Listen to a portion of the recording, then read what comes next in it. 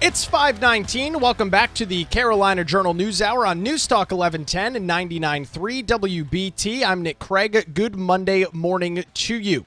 Well, more relief is set to make its way out to Western North Carolina. We covered this in detail last week. The General Assembly was in for an emergency session on Thursday where they passed Senate Bill 743, which is the Disaster Recovery Act of 2024, Part 2.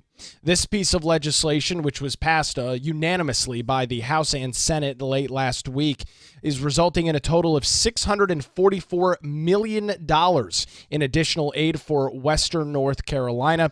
$604 million of that is being appropriated from the state's budget of savings reserves, which is essentially the state's rainy day fund for disasters, while an additional $40 million of funding is coming from the Office of State Budget and Management Disaster Relief Reserve. That totals $644 million. Governor Roy Cooper signed that bill into legislation on Friday, and that money is now beginning to flow out to parts of Western North Carolina. It's now 5:21 on the Carolina Journal News Hour. The home stretch of early voting across North Carolina. We've got updates this morning. David Larson from the Carolina Journal joins us this morning on the News Hour. David, we are a week and a day, 8 days away from Election Day here this morning. Early voting wraps up this weekend. Some of the numbers and everything coming out of early voting is very interesting, specifically on the Republican GOP side of the aisle. Good morning to you, and what are you tracking this morning? Good morning, Nick. Thanks for having me. I think I'm looking with surprise at what a lot of other people are as well, which is just the degree to which the Republicans in the base and in general have really listened to the party who's had a big push to get them to come out for early voting, and it wasn't quite clear that what impact all of that effort would have, but it seems to be pretty clear that the Republican base and voters, at least registered. You can never tell how people actually vote, but you can tell how they're registered when they go out. And people who are registered Republican are coming out in droves in ways. It's breaking records, not only of the early vote numbers in general, but also in the fact that for the first time ever, the aggregate numbers up to this point are in favor of the Republicans. The Republicans are just outright winning early voting, which is unheard of. Yeah, there's actually some data on this. Andy Jackson from the John Locke Foundation put this chart together, David, and for our audio listeners this morning, essentially what you're looking at is the 2020 election. Democrats had a huge lead at the start of early voting and kept up with pace on that as we got closer and closer to Election Day. And right now, what we're seeing is a very close race in terms of turnout between Republican and Democrats. The two charts seemingly aren't even the same kinds of data, the way that this chart looks, David. I mean, you could convince me this was two completely different things we were looking at. Yes. For those who do have the visual, you can see the lighter colored blue and red is from last time, and the darker colored is from this time. And you see the Republicans kind of caught up, and towards the end, they were losing the early vote, but not by a huge amount. If you go back to 2012, at the end, those numbers were still about that distance. You had a 20-point advantage by the end of early voting for Democrats. And then 2016, the next presidential year election, they still won by over 10 points in the early vote. So Democrats just are used to having a major advantage here, and maybe they took that for granted. And but as you can see, like Republicans really, they really, something switched in their minds where they felt very comfortable to come out in this way. Because, I mean, typically they've accepted, okay, we're going to be 10 or 20 points behind. Sure. And then on Election Day, we're going to really have to make sure everybody comes out. And looks like, it'll be interesting to see if what they've done is shift a bunch of Election Day voters early. And so then they'll have a gap of their usual Election Day voters, or if they're going to be able to keep, find other voters that'll fill in the rest of the days. Yeah, well, and I want to go back to something you mentioned earlier. This is not traditional for the Republican Party. And, we mentioned the RNC, and it seems like it's distant history at this point, David, but it wasn't all that long ago that the RNC and the messaging from the RNC was not in favor with a vast majority of Republican voters. The previous head of that in Ronna McDaniel, for a lot of folks, especially those true base party folks, was very unpopular. You can imagine if that message was pushed out by a previous RNC administration, maybe it wasn't that successful compared to what Michael Whatley, the former head of the NCGOP, has done up as the head of the RNC now. Safe to say he's done a masterful job at convincing Republican voters to show up early and vote, not just in North Carolina, but across the entire country. Absolutely. I think there's a couple things going on there. One is that, Republicans had this traditional image, being more conservative people of you should show up on election day. That's when it is. And then if you add more and more and more days, then maybe there's things that unsavory or sketchy kind of activities that could happen. And if you turn in your ballot that early, maybe it has more time with somebody you might not trust, so I think the idea is it was a little bit tradition and a little bit trust. And so they really needed some people that they could trust to say, no, it's good, go ahead and do it. So a big part of the effort has been convincing Donald Trump. I guess he had some concerns, which were valid in that in 2020, a lot of states were changing their mail-in rules. There seemed to be a lot of questions around how things were going with voting because all the rules were up in the air. COVID had changed so much, so a lot of people just had this sense that that's not how things should be, and so they really had a lot of work to do between 2020 and today to really convince everybody that this is going to be fine, and actually we can win this.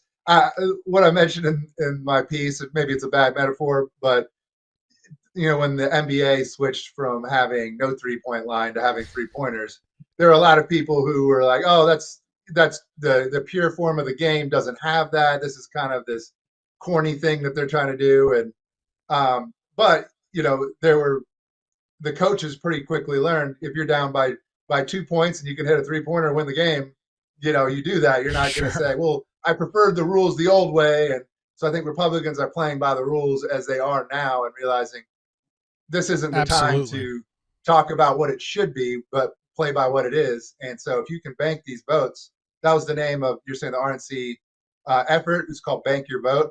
And the idea is if you can get all of your most reliable people to bank their vote, another metaphor I used was kind of 2 different apple trees, and you got, the really low hanging fruit that you can get off the table, or get off the tree early, then you can then spend your resources later to get those harder to reach voters, and then that way you can stop emailing and texting and sending mailers. All those resources you can focus on what they call lower propensity voters, who maybe if you were just focusing on getting out all of your reliable voters and you had to make sure those people were getting there, then you don't have a chance to really go after them and put a lot of effort into that.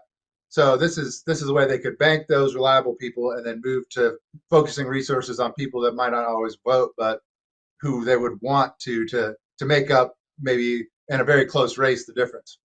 Absolutely. A very interesting conversation. We'll continue it with David Larson coming up after this. You're listening to the Carolina Journal News Hour. 528 News Talk 1110 99.3 WBT. Time to get another look at traffic on your Monday morning with Pam Warner. All right, thanks, Nick. So we are...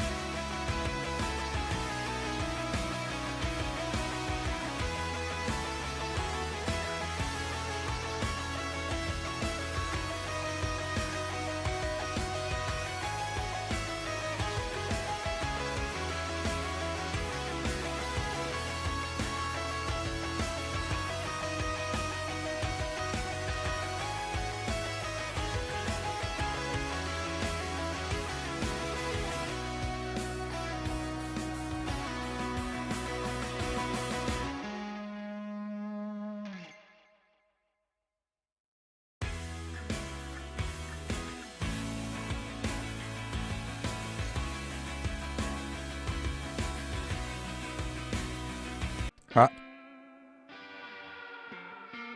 It's 5:35, News Talk 1110, 99.3 WBT, the Carolina Journal News Hour, also streaming live this morning on our Carolina Journal YouTube channel. Well, the Fourth U.S. Circuit Court of Appeals will hear arguments later on today in a lawsuit in which Republican groups filed a suit against the North Carolina State Board of Elections. The suit challenges the process that the Elections Board used to register some 225,000 voters. The Republican groups include both the RNC and North Carolina Republican Party. U.S. Chief District Judge Richard Myers dismissed part of the lawsuit back on October the 17th. He called for the rest of the case to be heard back in state court. He said that state judges should decide whether or not the election board's actions violated the state's constitution. Federal appellate judges are considering whether this case should remain in a federal court or return to state court. Both the RNC and NCGOP filed a brief on Thursday urging the Fourth Circuit to uphold the ruling from Myers. The lawyers for the GOP groups wrote, contrary to the hyperbolic characterization in the opening briefs, plaintiffs does not seem to, quote, purge nearly 250,000 voters from the state voter rolls. Instead, due to the defendants' refusal to comply with state law, the plaintiffs seek a court-ordered plan requiring defendants to do what they should have done months ago, confirm registrant eligibility. With that hearing is set to take place a little bit later on today. You can keep up to date with those details on carolinajournal.com. And of course, we'll have the latest details coming up for you tomorrow morning right here on the Carolina Journal News Hour. A total of 10 people remain unaccounted for in North Carolina following Hurricane Helene, as the death toll from the storm remains at 98 as of Sunday. Fatalities have been reported across 21 counties. According to the North Carolina Department of Health and Human Services, the vast majority of those deaths taking place in Buncombe County, where 42 people died, 11 dead in Yancey County, and 7 in Henderson. Cooper added that the number of those unaccounted for will, quote, continue to fluctuate as more reports come in and others are resolved. While there were 89 people unaccounted for at one point, the North Carolina Department of Public Safety said that number had fallen to 10. Now, there are still some local counties where they say that the number is high. Last week, we provided details about how the death toll in Buncombe County was revised by 30 after they realized that they had some numbers messed up there. As of right now, that total unfortunately remains at 98 here across the state of North Carolina.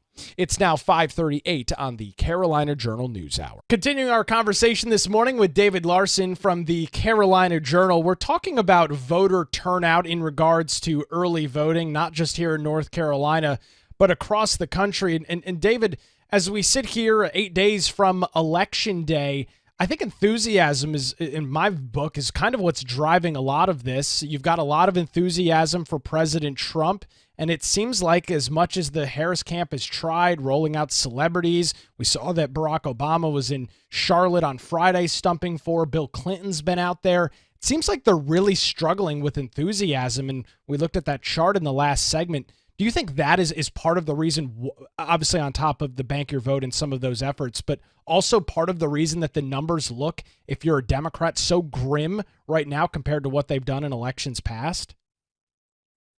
I think so. I think charisma is something you can't really learn sometimes. Like Obama had it. He got a lot of people, off the cuff. He can speak to you and he can make you feel something. And Democrats really rallied around that. And I think Trump has it. He can have these rallies and just talk for 3 hours and everybody will just listen to him, not knowing what he's going to say, but that's half the fun of it.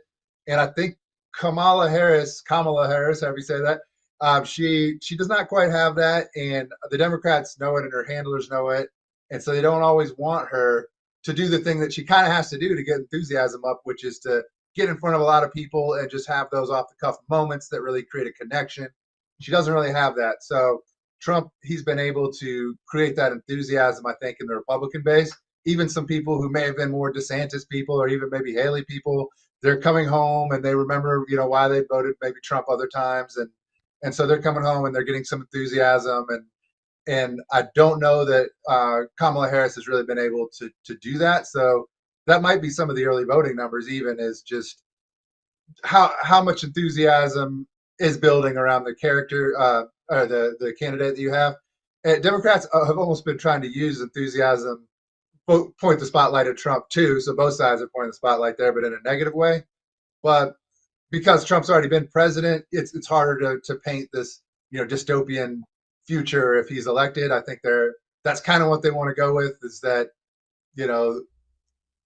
things are just going to go terribly for women and minorities and the economy and all of this, when almost wanting to be the change candidate when she's in the current administration. So I think that's a major split right now on the two sides for sure.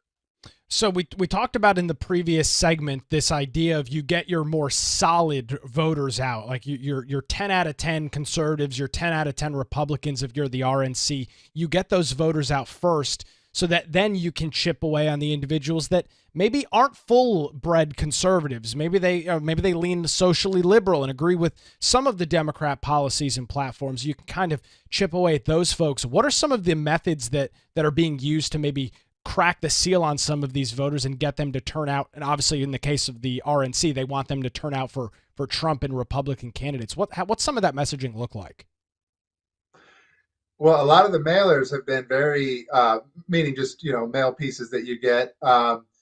They've been very directly going after vote early. So I think that's a big part of why this has happened. But one I just saw was, the old Uncle Sam, like, I want you to be in the military, or I forget the exact wording of the original, but it was a cartoon President Trump in the Uncle Sam suit saying, I want you to vote early. And, then there's a couple others I've seen as well that also talk about voting early. And so they're really ramming that home and putting the face of President Trump on it. I think for those people who do have some enthusiasm around him, they're like, all right, if that's what he's calling for, then I'm going to trust him that that's the right thing to do. So I think that mail has been really important for the Republicans around early voting to convince some people. And then on, just to switch to the other side, I've also found it interesting that they're sort of the Democrats are using Mark Robinson as a polarizing figure to connect to. They see they have a double-digit lead in the governor's race against Mark Robinson, so they see that disparity, and they think maybe we can use some of that negative attention that Mark Robinson's got and perception from voters, and then tag it to all these other people. So it's been interesting to see, on television ads and at mailers, it'll be whatever candidate they're trying to take down, hugging Mark Robinson. They'll have Dan Bishop. I saw an ad calling him Mark Robinson's sidekick, and then they'll have saw that all one. kinds of even ones for Secretary of State or candidates that maybe saw him at some fundraiser one time and took a picture. Well, that's going to be in the ad. That time they took a picture together. So that seems to be the Democrats. I can understand kind of where their strategy is there. So we'll see if that can work. Some of these other council of state races are leaning slightly Democrat in some of the last polling, even if Trump is able to come out on top, which is interesting. Apparently there's enough voters that are for Trump but are wanting to vote Democrat in some of these council of state races. But that's kind of what the main messaging looks like to me. But I don't know what else maybe you've seen on that. Well, you've got a lot more on this piece that we don't have time to get into this morning. Where do folks go to find your most recent opinion piece? Absolutely. If you go to carolinajournal.com, I have a column on Fridays, and then we have at least 2 pieces a day, usually in the opinion section, but we also have news, more pieces than that coming out every day, covering the election, and it's North Carolina focused. So there's a lot of other places you can go to get your national news, and we're really focused on maybe the stories you're not getting at the national level. We're focused on state races and state policy during the upcoming next General Assembly that's elected here in November. David Larson joins us this morning on the Carolina Journal News Hour. 5:45 and News Talk 1110 99.3 WBT. Monday morning, time to get a look at traffic with Pam Warner. All right, thanks.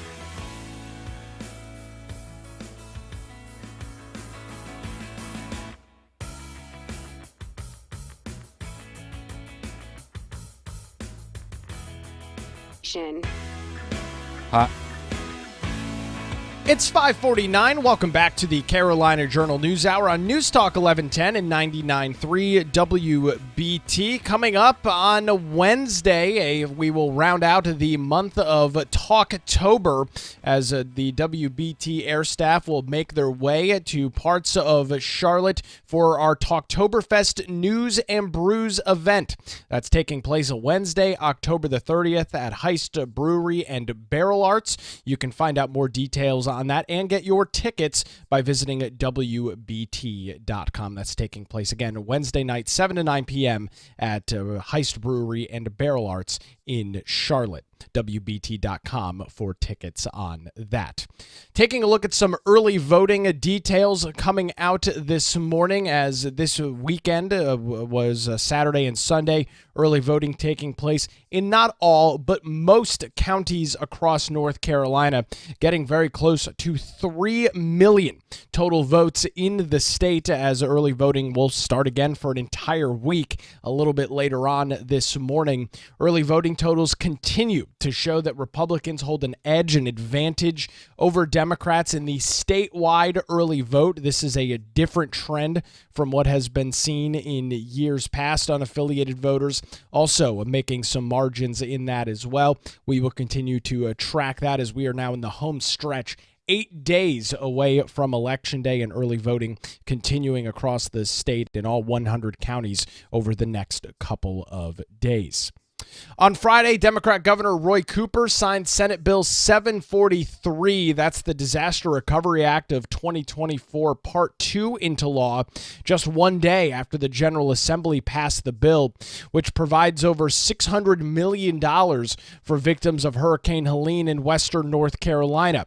Friday also marked, and it's hard to even imagine, Friday also marked 4 weeks since the hurricane left such devastation and destruction in its wake, with nearly 100 people dead in the state and billions of dollars worth of damage. It's estimated to be the most disastrous and most economically impacting storm to ever affect the state of North Carolina.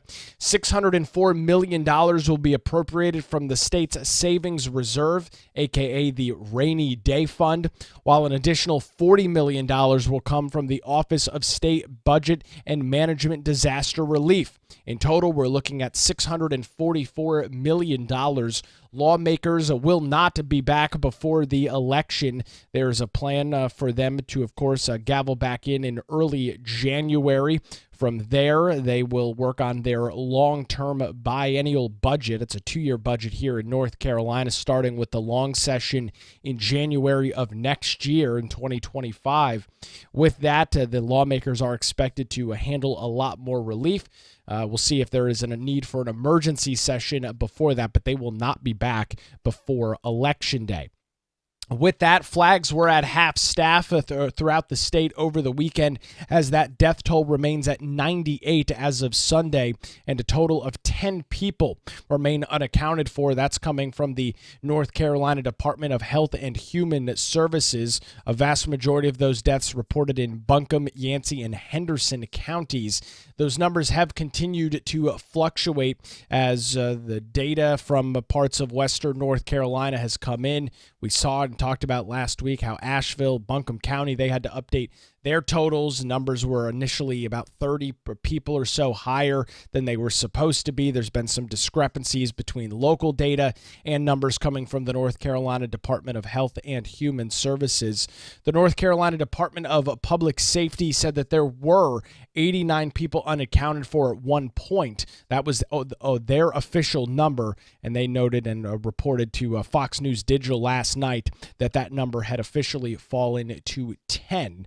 And of course, we continue to track those details right here on the Carolina Journal News Hour. Well, it was a busy weekend in Charlotte as tens of thousands of individuals, some 82,000 people, made their way to Bank of America Stadium for a concert benefiting Western North Carolina. The concert was put together by Eric Church and Luke Combs. Both of those have a close tie here to North Carolina. Combs grew up in Asheville. Eric Church grew up in Granite Falls and spends a lot of time in Banner Elk. The concert generated $24.5 million, and that money, well, will be now distributed to various charities of their choosing. In the case of Combs, his portion will be brought to groups like Samaritan's Purse, who we've seen and documented the unbelievable work that they've done on the ground, alongside Manna Food Bank and Second Harvest Food Bank of Northwestern North Carolina. Church's organization is Chief Cares, and that group is focused on helping charities and organizations that are already well managed and organized so that they can expedite aid directly to families that have been affected by Hurricane Helene. And as I mentioned in Charlotte, 82,000 individuals attending that concert in person. There were thousands more that streamed it online, and that money, of course, is now being distributed and will be doled out to those charities so that they can begin the work of helping in that relief that's taking place in Western North Carolina. With that, talking about the early voting totals and kind of highlighting in on Western North Carolina, well, there should be later this week, or maybe even earlier this week, some additional early voting locations that will open in Western North Carolina. The North Carolina General Assembly, as they were in session last week, we talked about that $644 million disaster relief bill that they passed. They also passed Senate Bill 132, which will mandate additional early voting sites in 2 counties. The new piece of legislation will require one early voting site for every 30,000 registered voters. The legislation is particularly looking at McDowell County and Henderson County. McDowell will have to add at least one site, where Henderson County, based on their population, will have to add an additional 3 sites. They must open Tuesday, October the 29th, through Saturday, November the 3rd, when early voting closes statewide. The plans for those early voting sites still up in the air this morning. We'll likely learn more from the local elected officials in the western part of North Carolina today. Henderson is the second largest county in western North Carolina after Buncombe, where Asheville is located. And Henderson typically hosts 4 early voting sites. But as of yet right now, there's only 1 open. On October the 24th, Henderson County Board of Elections finally approved a second location, but it was only open for 2 days of early voting at the end of October. This gives the Democrat-heavy Buncombe County 1 location per 28,000 residents, compared to with McDowell County's single location for its 45,000 residents. So that will be happening a little bit later on this week, and we'll continue to track those details right here. That's going to do it for a Monday edition of the Carolina Journal News Hour. WBT News is next, followed by Good Morning BT. We're back tomorrow morning at 5 with all the latest details. You can stay up to date throughout the day at carolinajournal.com.